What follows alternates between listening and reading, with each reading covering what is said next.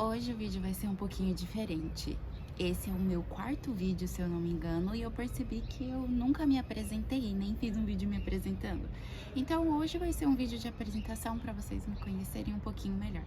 Que vergonha. Vai ser uma coisa mais maqui e fala, se arrume e fala, converse e fala, alguma coisa assim. Porque daqui a pouco eu tenho uma entrevista de trabalho, então eu tenho que ir bem arrumadinha, né? Por isso que hoje eu tô mais arrumadinha. Mas vamos lá. Eu vou começar com o protetor solar e aí eu vou estar olhando mais pra baixo, porque o espelho tá aqui, eu tenho um espelho aqui também, pra vocês não pensarem que eu não tô encarando vocês ou conversando com vocês. Então vamos lá. Eu não me chamo Eva, meu nome verdadeiro é Evelyn. Mas eu ganhei esse apelido há alguns anos já, acredito que uns 6, 7 anos, Eva. Na escola também cantavam aquela música pra mim, venenosa, erva venenosa. E aí ficou meio erva, depois veio Eva. E eu gosto, eu tô até pensando em mudar meu nome de verdade nos meus documentos, porque eu acho simples, eu acho rápido de escrever. E eu gosto muito dessa simplicidade, gosto mesmo. Eu tenho 26 anos, sou uma criança que nasceu no ano 2000 e eu moro numa cidade no interior do Mato Grosso. É uma cidade pequena, não é uma cidade grande, assim, ok, uma cidade média, né? Eu conheci a Coreia não conheci pessoalmente, né,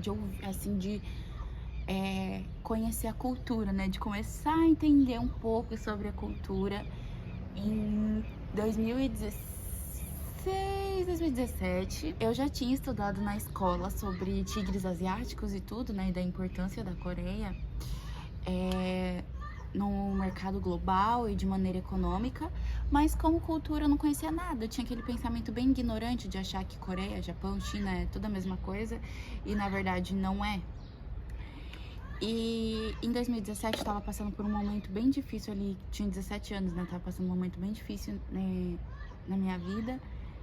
E uma amiga me apresentou, falou: "Ai, amiga, eu tô assistindo dorama, já assistiu?" Eu falei: "Gente, que diabo é isso? Que dorama?" E aí ela me apresentou e eu gostei muito do primeiro. Na verdade, assim, eu coloquei dorama no YouTube porque eu não sabia o que que era. E aí eu fiquei gag, né?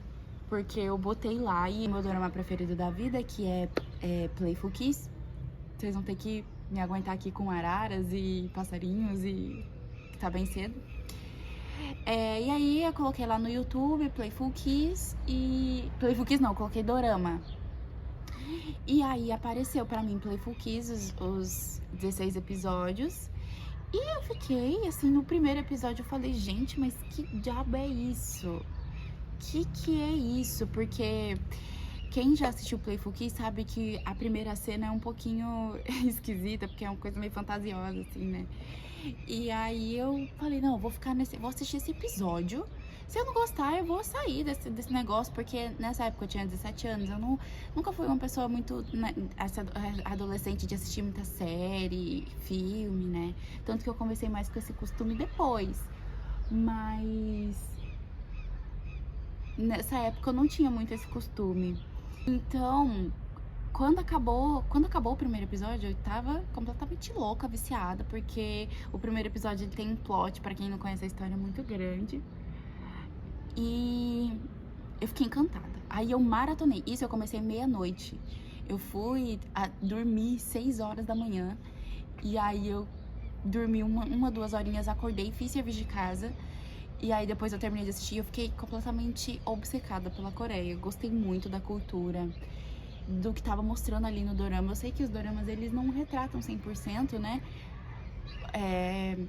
Mas ali já deu pra eu ter meio que uma base, eu fiquei encantada com a língua. E aí naquele dia mesmo eu falei: vou começar a aprender coreano, quando eu comecei a estudar.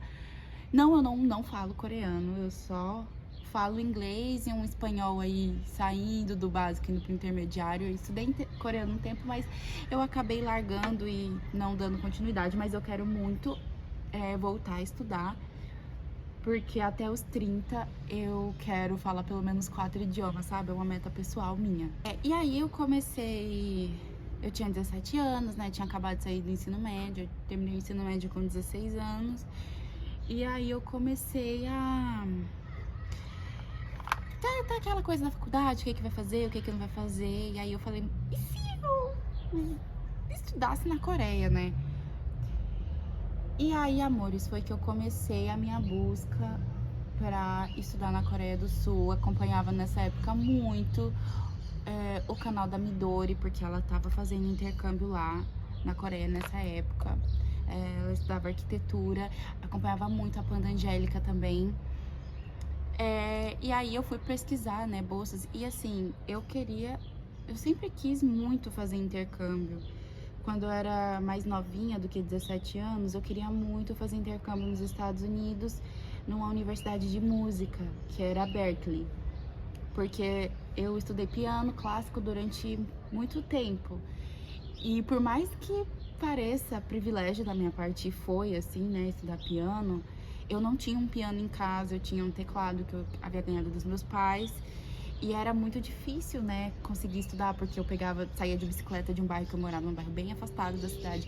Ia de bicicleta até a escola de música, no horário vago que a sala de piano ficava vazia, para poder estudar, para poder praticar as minhas músicas, né, as peças e tudo, né. Eu estudei piano clássico por mais ou menos uns 3 anos, e era o meu sonho ser pianista, né, ser pianista profissional. Mas esse sonho acabou morrendo por conta, né, das circunstâncias da vida. E quando a gente é adolescente, a gente acha que com 18 anos a gente vai ter um apartamento, a gente vai ter um carro, vamos viajar pra fora, vamos fazer todas essas coisas. E na verdade não é bem assim, né? A vida adulta é muito difícil e ganhar dinheiro é um pouco difícil também.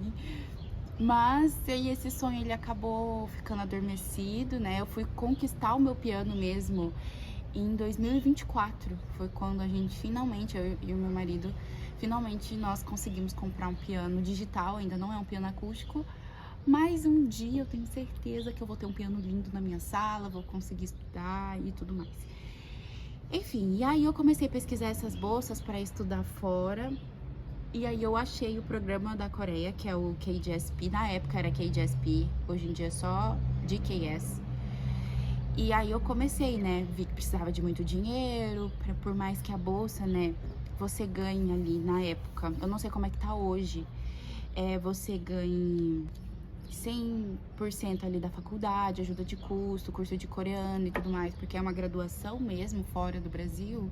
Ainda assim, você tem custos eu tinha que fazer inglês, porque minha família não pagou inglês pra mim, então com 17 anos eu fui atrás de pagar o meu próprio inglês, depois a documentação, depois todas as coisas que custam muito, por mais que a bolsa ela seja 100%, o preparativo te custa, principalmente o que você tem que fazer o TOEFL, né, que é aquela provinha de proficiência de inglês.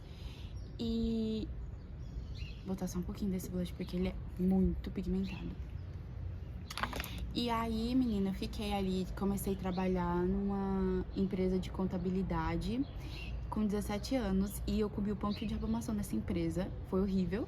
Depois eu trabalhei rapidamente naquela escola de música, que era um emprego temporário, na escola de música que eu estudei, né, que eu estudei até ali final de 2016. E aí eu finalmente consegui emprego numa loja de acessórios, que é a Morana, aqui da minha cidade. E ali eu fiquei até 2019. Então foi ali que eu consegui pagar, né, todos os custos, porque eu não tive nenhuma ajuda da minha família, de nada, assim. E eu paguei tudo, né, desde a minha documentação quanto a minha prova, mas infelizmente eu não passei. Senão eu teria ido pra Coreia, né? E às vezes as coisas acontecem, né, por algum motivo, né?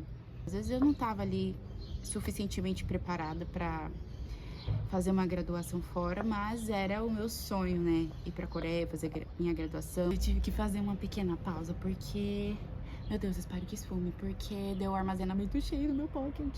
Mas enfim, que nem eu tava falando, as coisas acontecem por uma razão, e aí às vezes eu não tava preparada pra lidar com todas essas questões de morar fora, sabe? Mas assim, é o meu sonho fazer intercâmbio desde que eu era pequena, sabe? Eu Eu gosto de país diferente, eu super estudaria no Japão ou na China.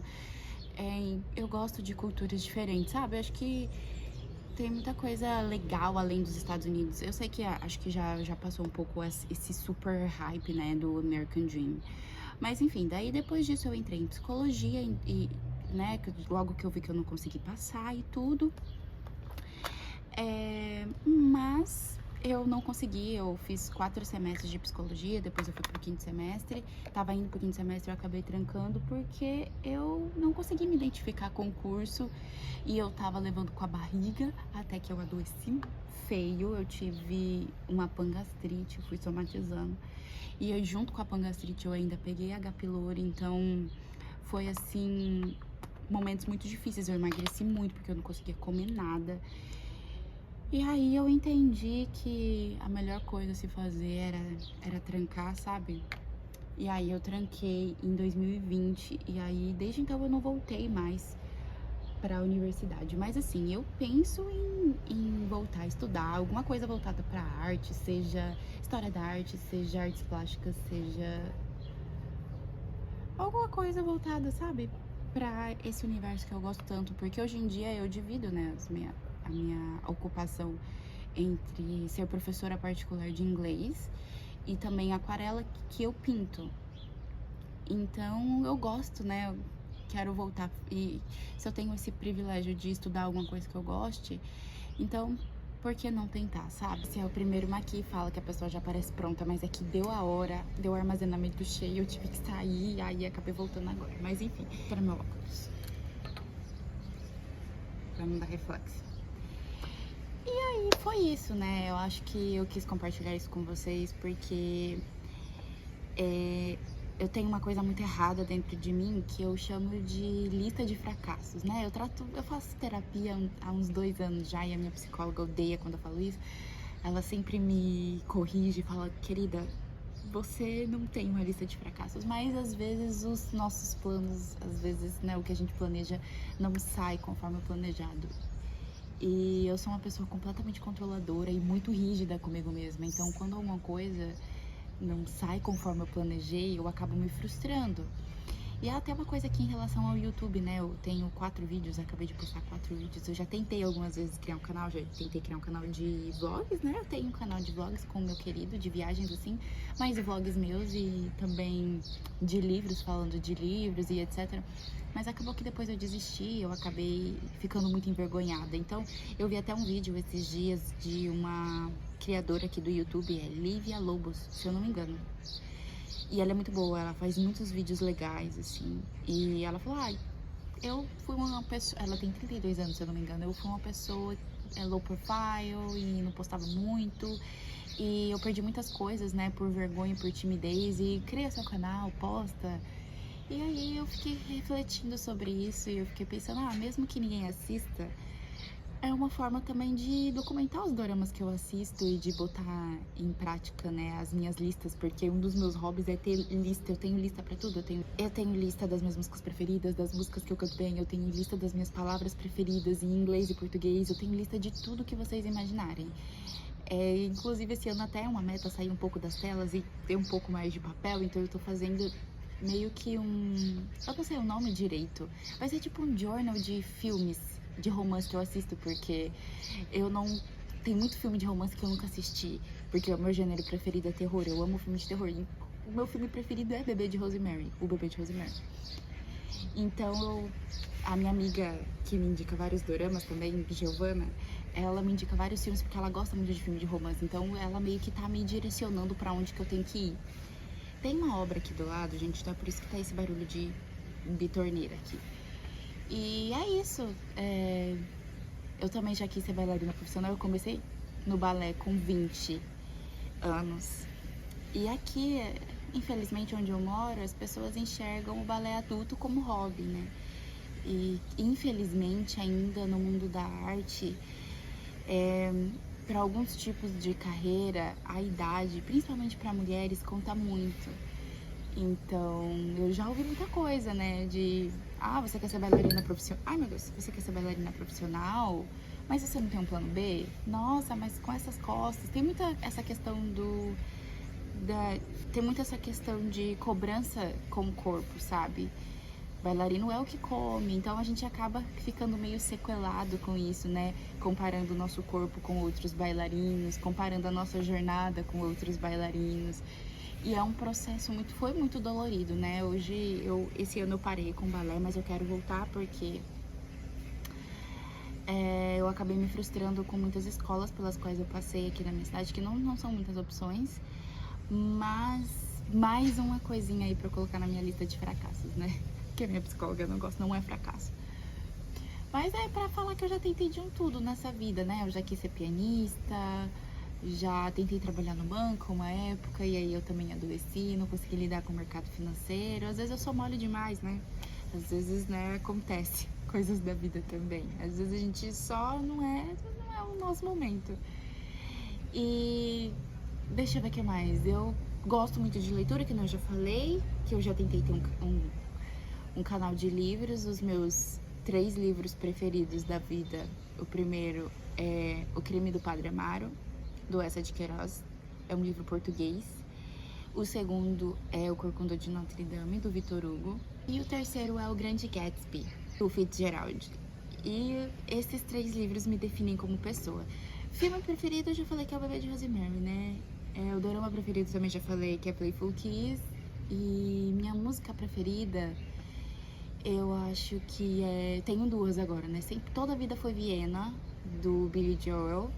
Mas, ultimamente, tem sido Dreams, do Fleetwood Mac.